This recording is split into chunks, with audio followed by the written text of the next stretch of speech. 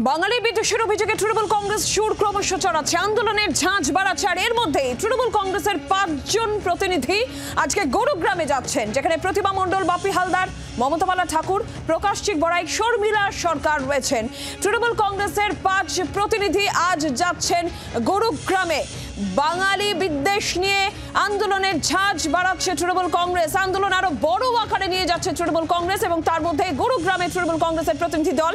বিস্তারিত বিষয়ে জানাবেন রাজীব চক্রবর্তী, টেলিফোন লাইনে রয়েছেন প্রতিনিধি রাজীব। দেখো, তৃণমূল কংগ্রেসের প্রতিনিধি দল আজকে তারা গুরুগ্রামে যাচ্ছেন, যেখানে ভিন রাজ্যে বাঙালি বিদ্বেষ হচ্ছে বলে অভিযোগ উঠেছে। সেখানে তৃণমূল কংগ্রেসের প্রতিনিধি দল যাবেন এবং আমরা গুরুগ্রামের ইতিমধ্যেই আমরা খবর দেখিয়েছি, আমরা সেখানে পৌঁছেছি। এবার সেখানে তৃণমূল কংগ্রেসের প্রতিনিধি দল যাচ্ছেন।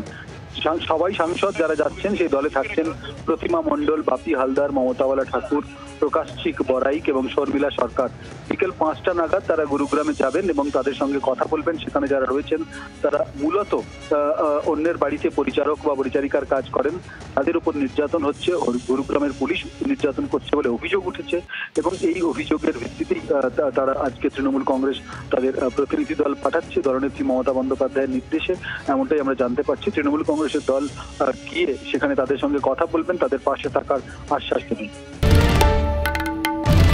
বাংলার আওয়াজ, বাঙালির আবেগ, জি 24 ঘন্টা।